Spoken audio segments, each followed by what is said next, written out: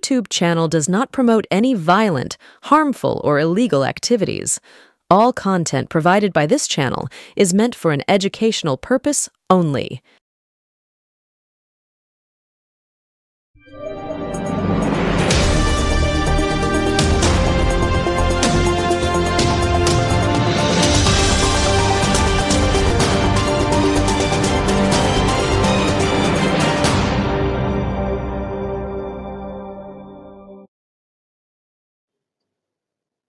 সুপ্রভাত, নমস্কার, আসসালামু আলাইকুম। বেশ মজাদার নাম, রথ দেখা কলা বেচা। এটা তো আমাদের একটা প্রবাদ ছিল যে রথ দেখা এবং কলা বেচা, অর্থাৎ রথও দেখবো, কলাও বেচবো। ব্যাপারটা কিরকম? প্রবাদটার মধ্যে কি মিন রয়েছে? যে রথ দেখতে যাওয়া এবং রথ দেখতে গিয়ে আমি কলা বেচলাম, এবং কলা বেচলাম মানেটা হচ্ছে ব্যবসাও হলো, প্লাস উৎসবের মধ্যে সামিলও হতে পারলাম। এবং এই রথ বলতে যেটা বোঝায়, আমার প্রিয় দর্শকদেরকে আমি বলি যে রথ বলতে একটা রথই আমরা বুঝি, কিন্তু বাঙালিরা। উত্তর ভারতের রথের ব্যাপারটা আমার জানা নেই, ইদানিং রামরথ টামরথ নিয়ে তো নানান কথা হচ্ছে।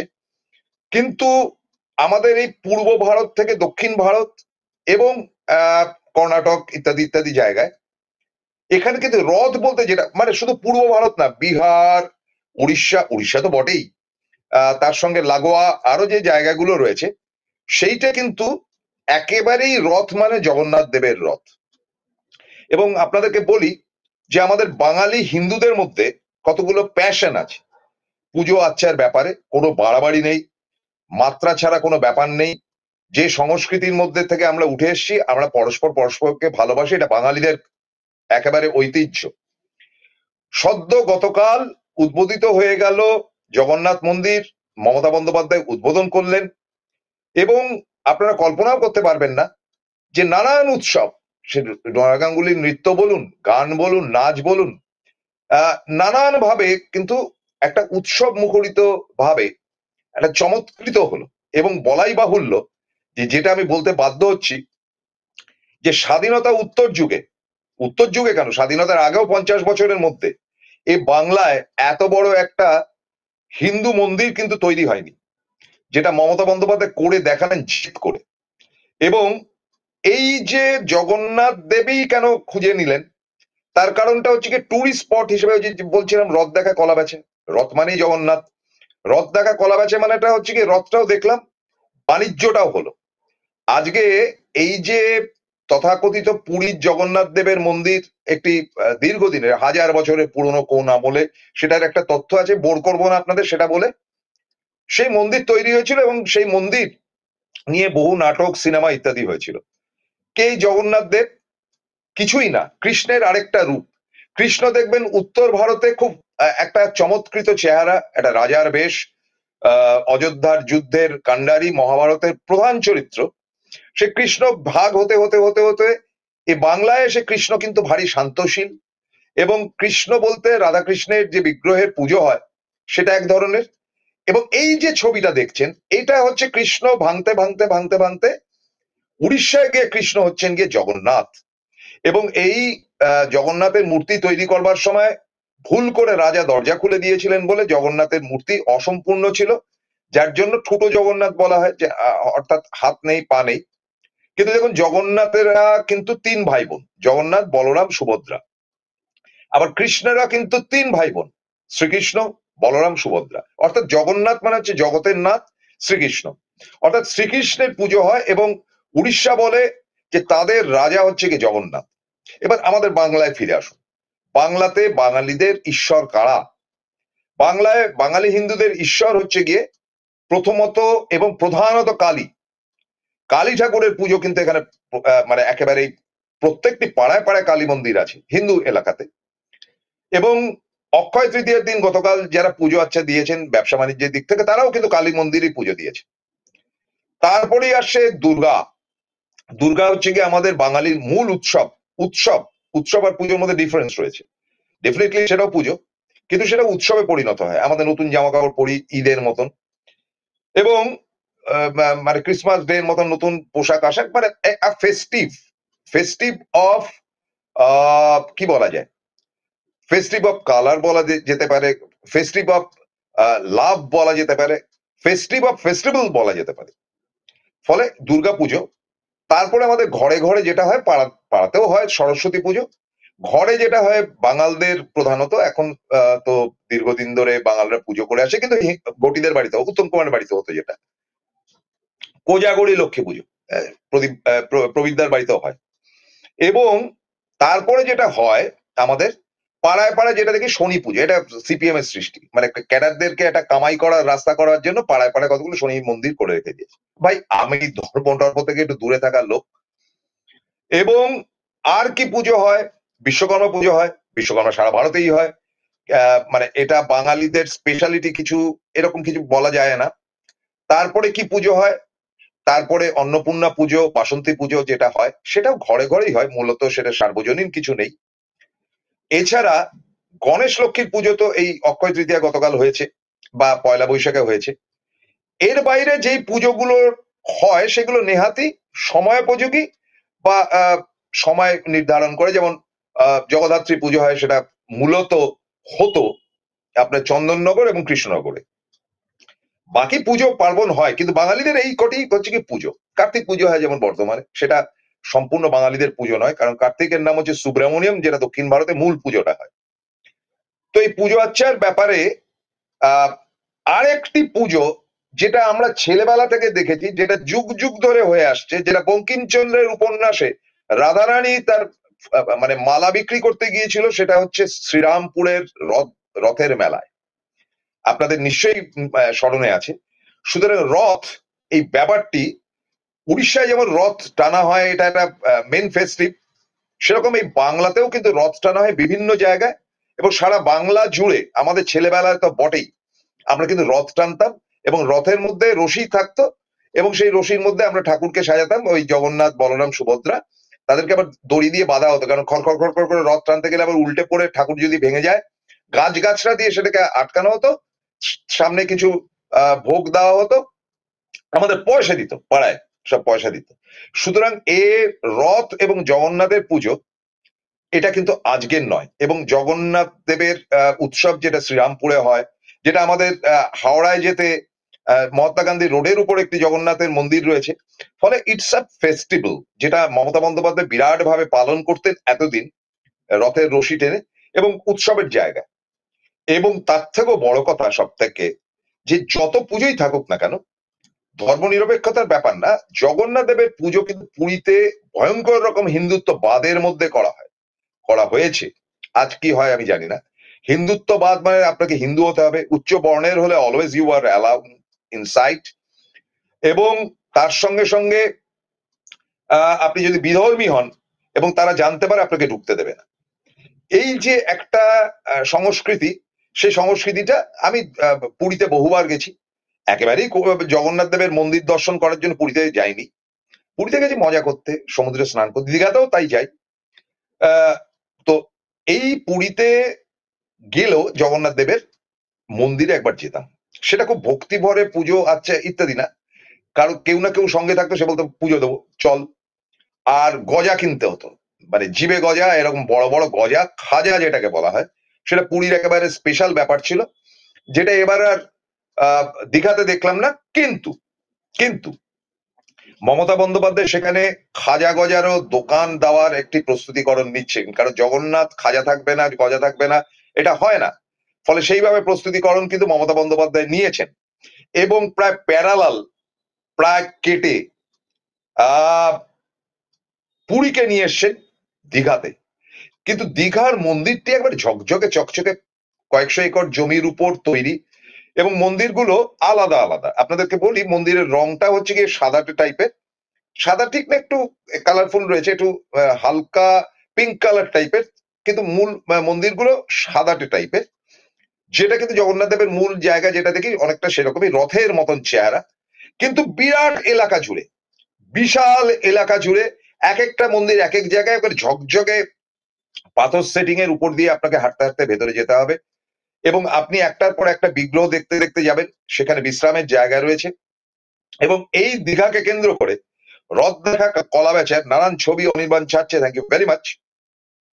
এটা কিন্তু একটা ব্যবসায়িক প্রতিষ্ঠান হলো, একটা ইন্ডাস্ট্রি তৈরি হলো। যারা হা হুতাশ করতেন না এতদিন যে কি হলো সিঙ্গুর থেকে চলে গেল, আপনাদেরকে বলি এই জগন্নাথ ধাম যেটি দীঘাতে হলো তাকে কেন্দ্র করে কয়েক হাজার মানুষের একটা রোজগারের পথ তৈরি। দেখুন কি চমৎকার, কি অপূর্ব পাথরের কাজ, কিন্তু রাস্তাগুলো সমস্ত সাদা, একেবারে মিল্ক হোয়াইট, এবং প্রতি মুহূর্তে সেগুলো পরিষ্কার পরিচ্ছন্ন করা হচ্ছে। গভর্নমেন্ট অফ ওয়েস্ট বেঙ্গলের মন্দির, ইয়ার্কি মারলে তো চলবে না। এবং তার মধ্যে মমতা বন্দ্যোপাধ্যায় বুদ্ধি করে রামকৃষ্ণ মিশন থেকে শুরু করে নানান রকম যে মন্দির ইত্যাদি ইত্যাদি, এবং তার সঙ্গে পুরীর মহারাজকেও তিনি সেখানে নিয়ে এসছেন, অনেকগুলো এই আশ্রমকে তার সঙ্গে সংযুক্ত করেছেন। ফলে যান ঘুরে আসুন। এবং এই মন্দিরের উৎসবের আগে যে রটনাগুলো করা হয়েছিল যে এটাতে সেরকম হবে না, যেটা শুভেন্দু আর কি মেনলি উদ্যোগ নিয়েছে, সেটাতে হবে না, এই হবে না, সেই হবে না। আমার একটা কথা মনে পড়ে, আমাদের ছোটবেলা বলতো এই হনুমান কলা খাবি, জয় জগন্নাথ দেখতে যাবি। সেটা আমাদের খুব আমরা ভেঙাতাম, এই হনুমান কলা খাবি। তার কারণটা যে পুরীতে ভীষণ হনুমানের একটা দাপট ছিল, আজকাল আছে কিনা জানি না, অনেকদিন পুরী যাওয়া হয়নি, যাবো এর মধ্যে। তো হনুমান উৎপাত করতো, মানে আপনি ভোগ নিয়ে যাচ্ছেন, আপনাকে থাবা দিয়ে নিয়ে যেত, এরকম ধরনের নানান রকম ব্যাপার হতো। তো দীঘাতে হনুমান নেই, এখন কাঁথিতে আছে কিনা জানা নেই, কাঁথিতে একটা হনুমান আছে। তো যাই হোক, সেই হনুমানের কীর্তি তো আমরা বলবো, কাঁথি থেকে দীঘার কতটুকু, একটুখানি, তো ওখানে আছে, আপনাদের ঘাবড়াবার কিছু নেই। ওই হনুমানটা এসে দীঘাতে কোনো ঝামেলা করবে না, এইটুকু গ্যারেন্টি আপনাদের দিতে পারি। কাঁথির হনুমানটা গিয়ে দীঘাতে ঝামেলা করবে না, ও লম্পজম্প করবে তার কাঁথিতে ওই ছোট একটা জায়গাতে বসে। এই হলো গিয়ে মূল ব্যাপার।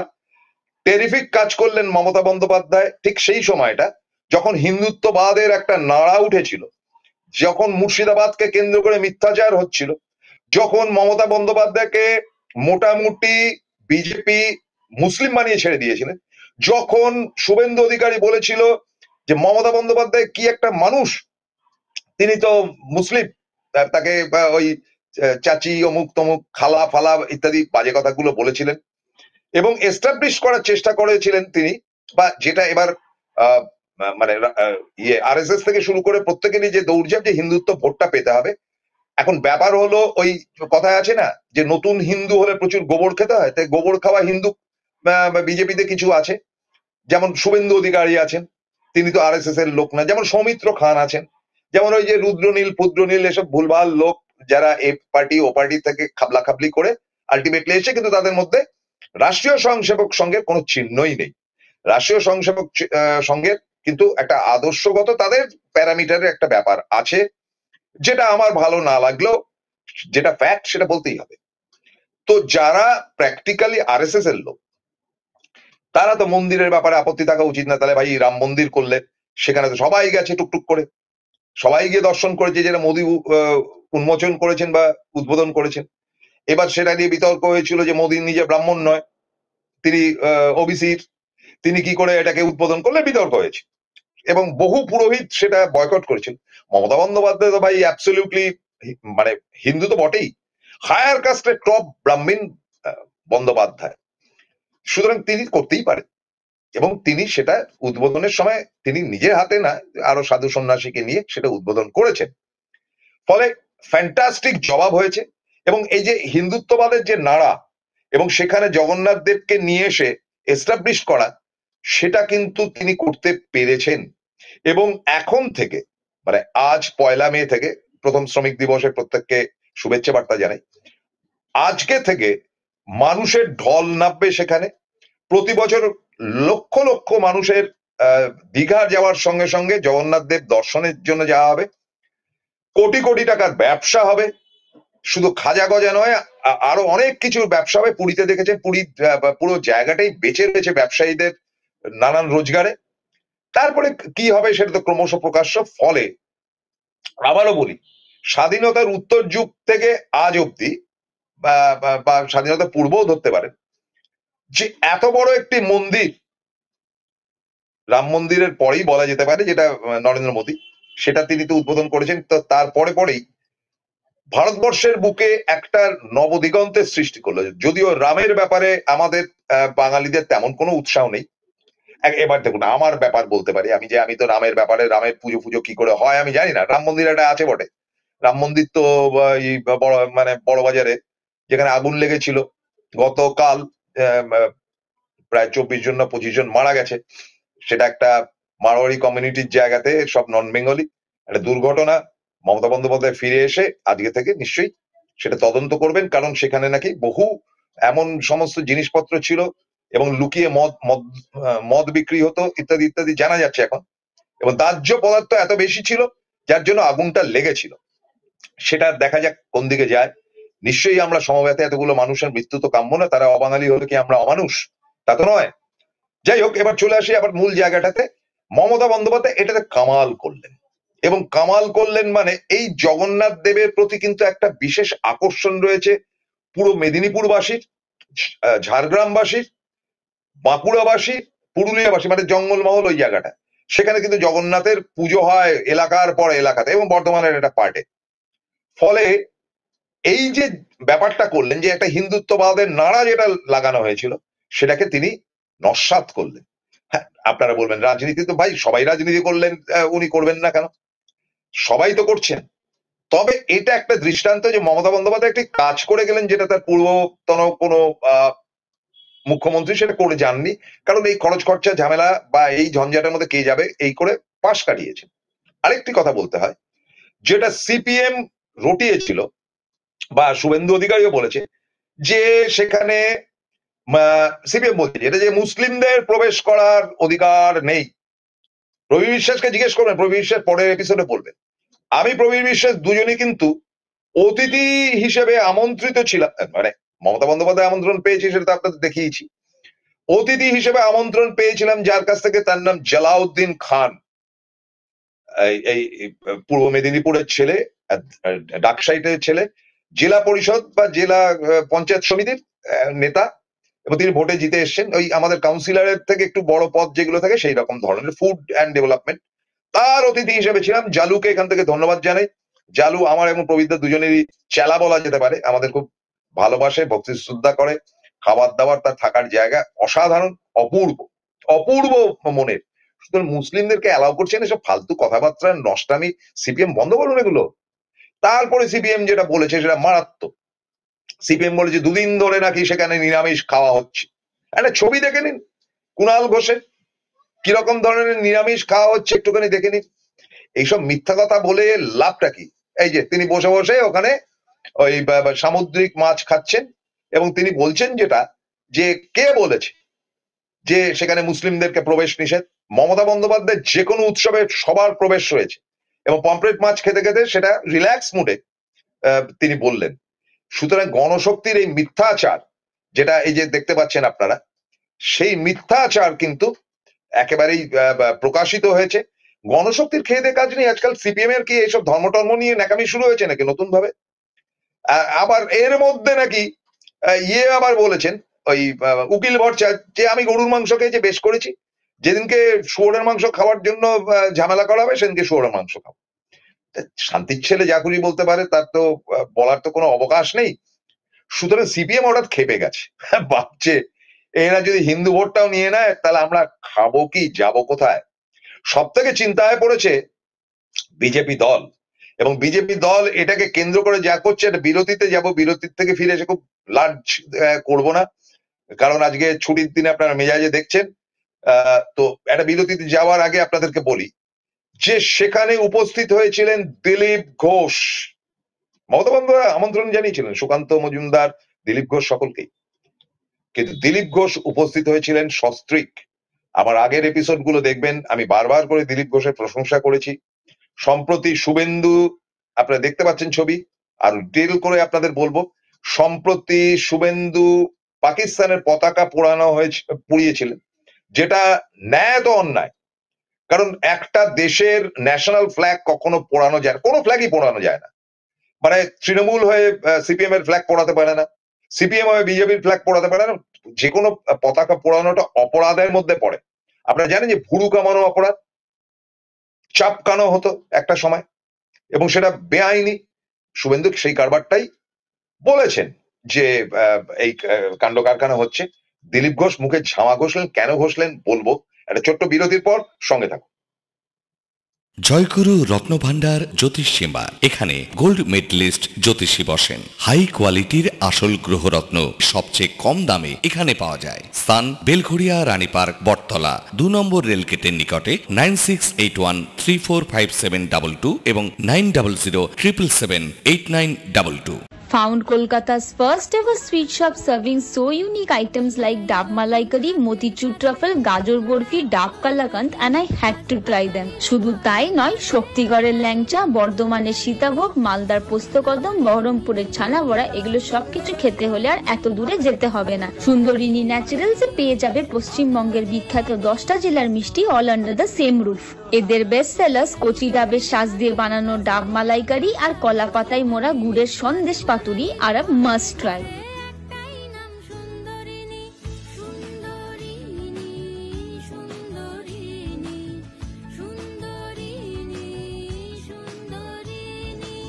Welcome to the world of civil business. A Bengali business personality and the most successful business group, Roy Construction Group of companies, now coming Sarib, West Bengal. Mr. Anup Roy, the managing director of the Roy Construction Group company, ready to serve his native land, the mother Bengal.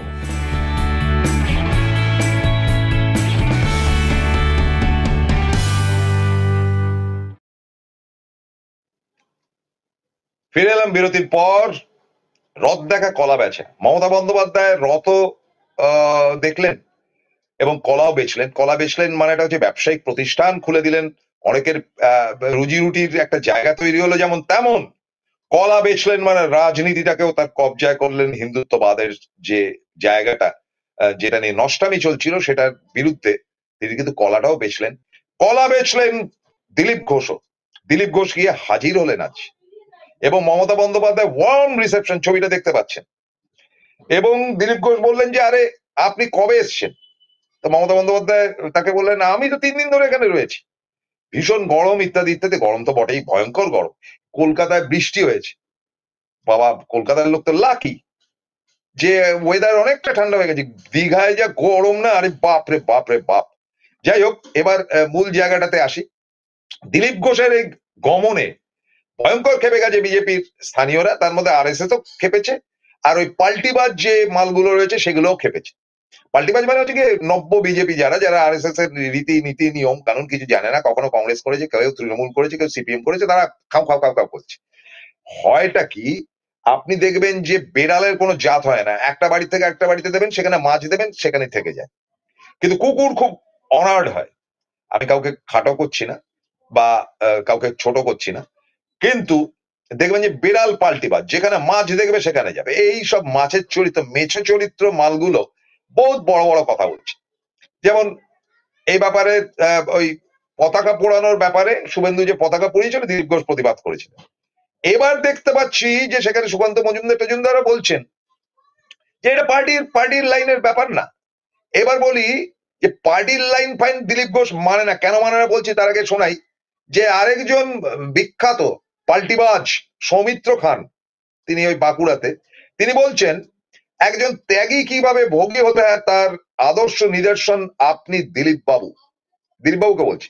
Babul Supriyo থেকে মুকুল রায় এদেরকে তাড়িয়ে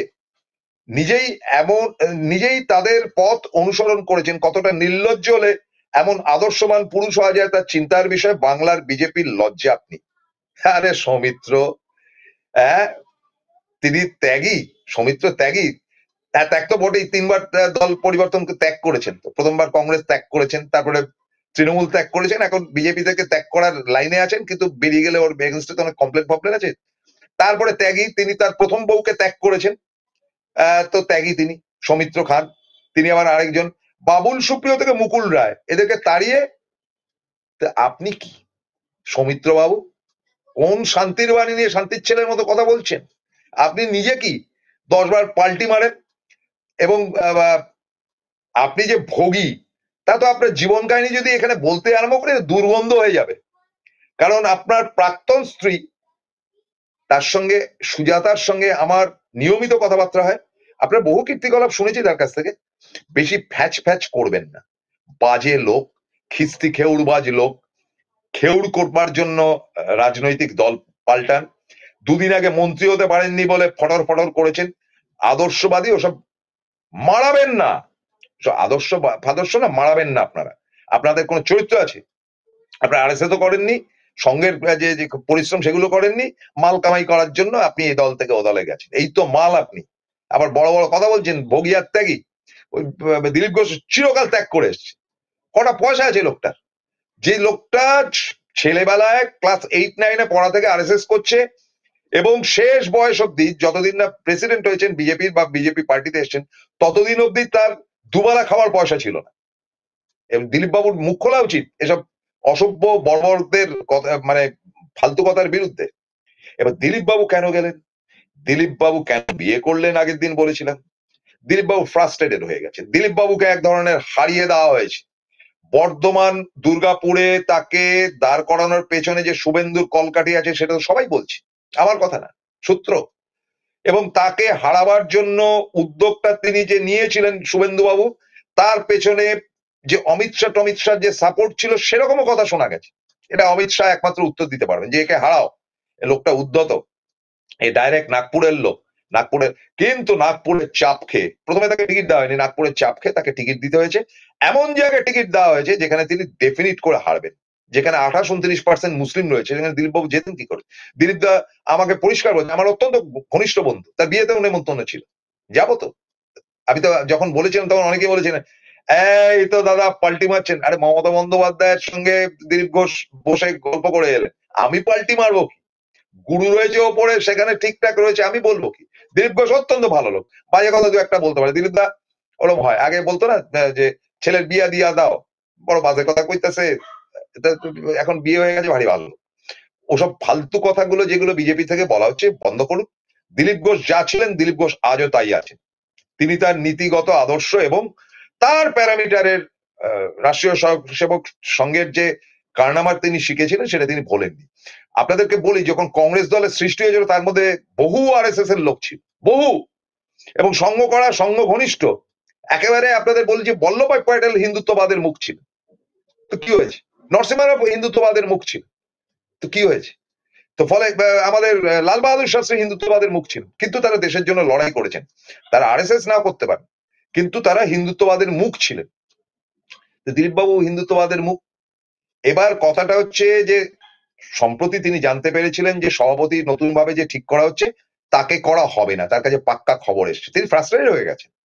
তিনি দেখছেন যে আমাকে ক্রমাগত কোণঠাসা করবার জন্য এই অমিত শাহ গোষ্ঠী, এই শুভেন্দু ফুবেন্দুর মতন সি ক্যাটাগরির কিছু লোককে ফিট করে রেখে দিয়েছে। ভাই লটকা, দিলীপ ঘোষকে চেনেই না।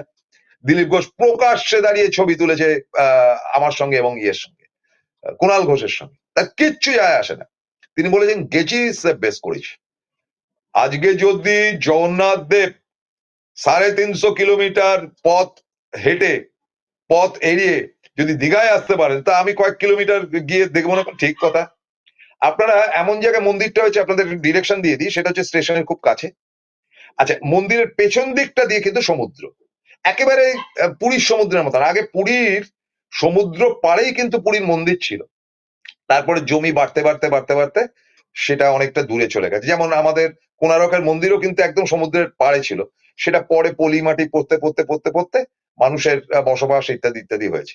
এবার ব্যাপারটা হচ্ছে যে সেরকম ডিস্টেন্স কিন্তু দীঘাতেও, যে একটা সার্টেন ডিস্টেন্স আছে ইয়েতে, সমুদ্রের তট থেকে। আপনাদেরকে বলি, আমাদের দীঘার জগন্নাথ ধামকে ডান হাতে রেখে আপনি যদি বাঁ হাতে সমুদ্রটাকে রেখে হাঁটা শুরু করেন, আবারও বলছি, সমুদ্রটাকে লেফট হ্যান্ড সাইডে রেখে রাইট হ্যান্ড সাইডে দীঘার নব জগন্নাথ ধামকে যদি আপনি ডান হাতে রেখে সোজা হাঁটা শুরু করেন, সমুদ্রটাকে বাঁ হাতে রেখে সমুদ্র ধরে হাঁটতে হাঁটতে আপনি পৌঁছে যাবেন যেখানে, সেটার নাম পুরীর জগন্নাথ ধাম। মমতা বন্দ্যোপাধ্যায় এই প্ল্যানিং এই কিন্তু এটা করেছেন। তার মানে পুরীকে খাটো করেননি। তার বাড়িতে আজকেও যে কালী পুজো হয়, সেখানে পুরীর পুরোহিত এসে তার পুজো আর্চা করেন, এখানেও তাই এসেছেন। সুতরাং ভাই শুভেন্দু, রাগ করে লাভ নেই। আপনার হঠাৎ করে হিন্দুত্ববাদীর যে চোঙাই পঙাই শুরু করেছিলেন যে হ্যাঁ ঠিক আছে, ওই 30% ভোট আমার লাগবে না মুসলমানদের, আমি 70% থেকে জিতে আসবো, সেই জায়গাটা ঝামা ঘষে দিয়েছে। রদ দেখেছেন এবং কলা বেঁচেছেন। এবং দিলীপ ঘোষ, তারপরে যতই আপনারা রাগ ফাক করুন, যতই কিছু বলুন, যতই শুভেন্দুবাবু লাফালাফি করুন, আজকে তো আমরা জানতে পারছি, গতকাল দেখানো হয়েছে এখানে যে শুভেন্দুবাবুর কি সব করেছেন তার কাঁথি অঞ্চলে, সেগুলো আমরা দেখিয়েছি। সবই দেখাতে ক্ষতি কোথায়? দেখাতে তো ক্ষতি নেই। দেখার পর আপনি চয়েস করবেন। আমি যেমন আগের দিন অনুষ্ঠানটা করেছিলাম, উকিল ভট্টাচার্যকে খিস্তি করেছিলাম বলে অনেকেই আমাকে গালাগাল করেছে। আমার লটকা, কচু কচু প্রসূন গুপ্ত জন্মেছেই দাপড়ে কথা বলার জন্য, তার একটা একগাছি ছিঁড়তেও পারবেন। Please, I am sorry for my language. তো ফলে দিলীপ ঘোষ রথও দেখলেন, কলাও বেচলেন। অর্থাৎ রথ দেখতে তিনি গেলেন, মমতা বন্দ্যোপাধ্যায়ের সঙ্গে বসে বৈঠক করলেন এবং অরূপ বিশ্বাসকে পাশে নিয়ে, কুণাল ঘোষকে পাশে নিয়ে বলছে আমার বন্ধুরা আমাকে নেমন্তন্ন করেছে, সে তো আমার বন্ধু, সব তো আসতে তো হবেই। এরপরে খেলাটা দেখুন কোন দিকে যায়। এই খেলার এন্ডিং কিন্তু ভারী ইন্টারেস্টিং।